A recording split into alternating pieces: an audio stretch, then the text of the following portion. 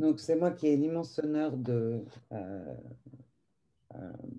faire l'éloge de Michel Chauvet, à qui le Conseil a choisi de donner ce prix du Conseil 2020.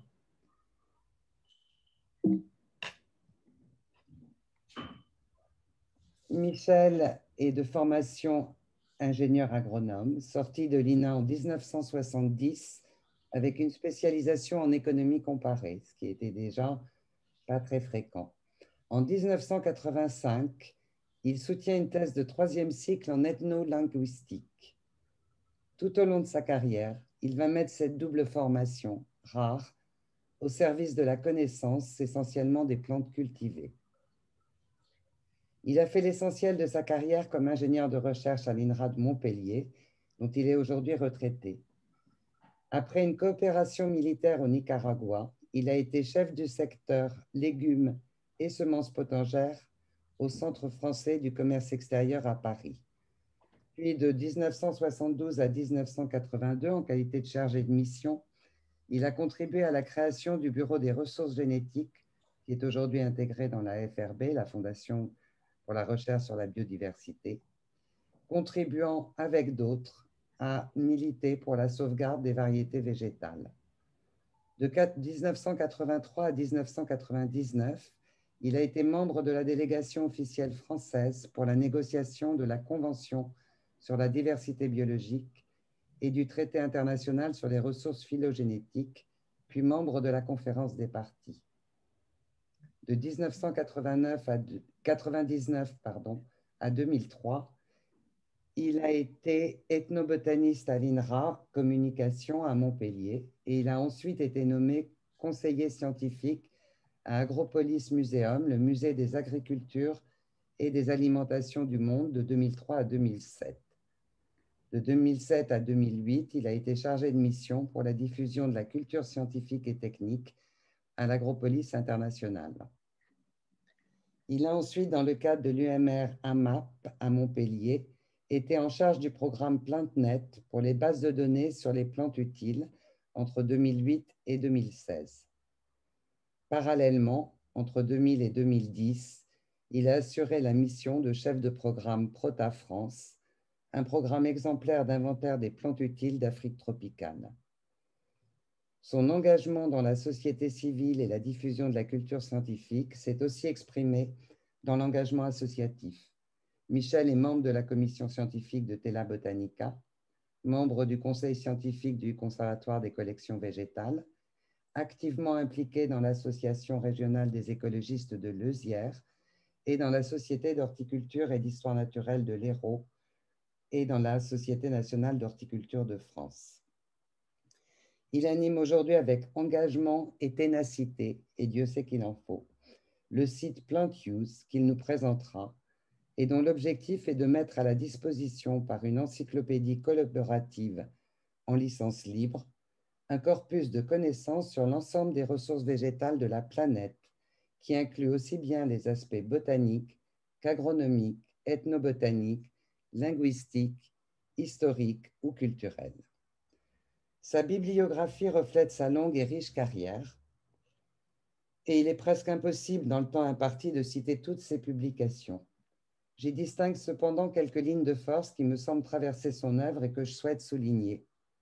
D'abord, son engagement pour la biodiversité cultivée, ce qui l'a amené à s'impliquer activement, comme je l'indiquais, dans la fondation du Bureau des ressources génétiques. Il a notamment signé avec Louis Olivier un ouvrage précurseur, La biodiversité, enjeu planétaire, au sein de la Terre en 1993, et a participé à un programme national d'inventaire des plantes utiles.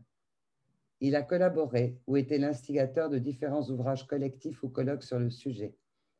Il a ainsi édité les actes du colloque de Brest, Plantes sauvages menacées de France, bilan et protection, en 1989, dans le cadre de ses missions au Bureau des ressources génétiques, signé, entre autres avec Marianne Lefort et André Soto, La préservation des ressources phylogénétiques, stratégie nationale et enjeux, qui est paru dans les comptes rendus de l'Académie d'agriculture de France en 1998, ou encore dans le cadre de l'Association française pour la conservation des espèces végétales, l'AFSEV, réunit les textes de Patrimoine fruitier hier, aujourd'hui, demain, en 1999. C'était les actes d'un colloque qui s'était tenu à la Ferté-Bernard dans la Sarthe en 98.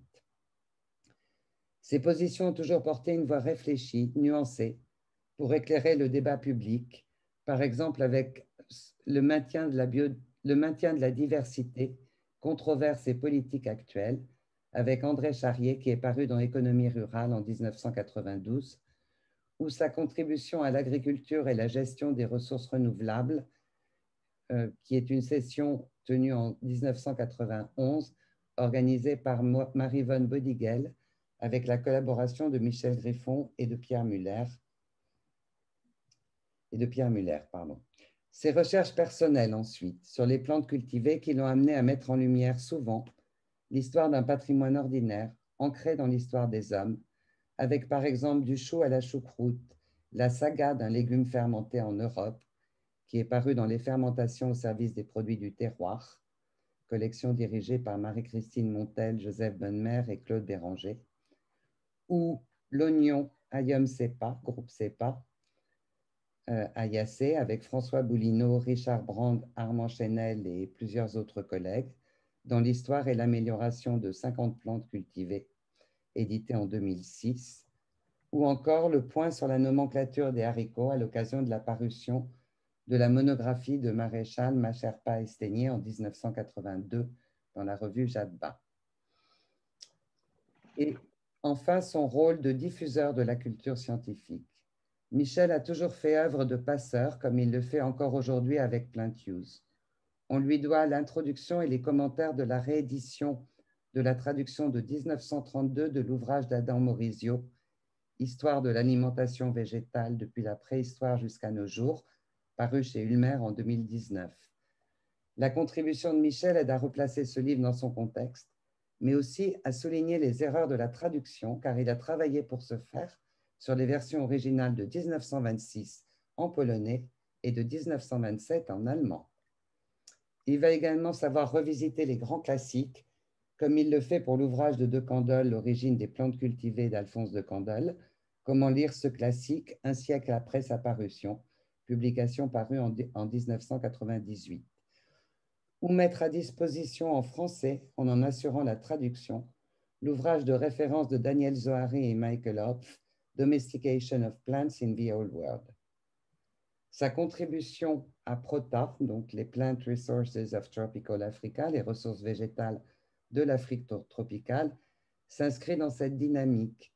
Ce programme dont il était le chef de projet pour la France et qui était piloté par l'université de Wageningen aux Pays-Bas, collationne 8000 plantes utiles de la région avec une diffusion des résultats très ouverte, notamment par des ouvrages à prix réduit pour les pays de la zone et des ressources en téléchargement dont nous sommes très nombreux à avoir pu bénéficier. Je voudrais souligner ici les caractéristiques uniques de la méthode de Michel. Une exigence forte sur l'ancrage scientifique par une recherche, parfois longue et difficile, des sources primaires, et pour remonter aux sources des noms et des ouvrages anciens dans leur langue d'origine. Sa façon rigoureuse et savante, mais au bon sens du terme, celui de l'esprit des Lumières, de marier les disciplines au service d'une question et une capacité de travail considérable, sans fléchir quelle que soit la difficulté du sujet. C'était là déjà en germe dans sa thèse de doctorat linguistique, soutenue à Paris 5 en 85, les noms des crucifères alimentaires à travers les langues européennes, sous la direction du regretté André-Georges Audricourt. On retrouve cette méthode, par exemple, dans Pamplemousse au pomelo, un cas exemplaire de conflit entre usage et normes, paru dans la collection Jadba en 1981, dans lequel il passe en revue l'histoire des noms courants en anglais, français, allemand, italien, espagnol et portugais, et essaie de clarifier les relations taxonomiques et génétiques de Citrus maxima et Citrus paradisi avec la liste des cultivars liés. Et vous pouvez me croire, sur les agrumes, ça n'est pas du tout simple. Je vous conseille aussi sa contribution originale, malheureusement en anglais, Taxonomy and Nomenclature of Cultivated Plants, an Ethno-Linguistic Approach, lors du symposium sur la taxonomie des plantes cultivées organisée par l'ISHS, qui est paru dans Acta Horticulturae 182 en 1986. Il y analyse la structure et l'histoire des systèmes de nomenclature populaire dont ont émergé les nomenclatures botaniques et horticoles pour comprendre leurs relations. En 2007, il publie Une petite flore méditerranéenne, nos légumes et leurs cousins sauvages chez Romain Pagès à Sommières, que je considère comme une petite préfiguration ou une préfiguration de son grand ouvrage de 2018 où il nous livre le fruit de 25 ans de travail avec une encyclopédie des plantes alimentaires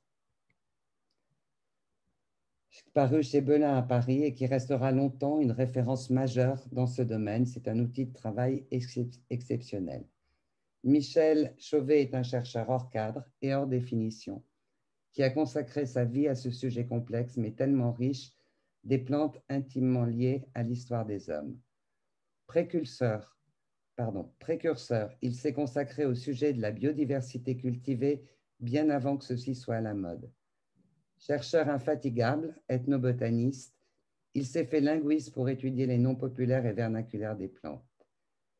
Et je veux reprendre ici une citation de Georges Gibault dans son Histoire des légumes en 1912, qu'il a lui-même utilisé dans un de ses articles.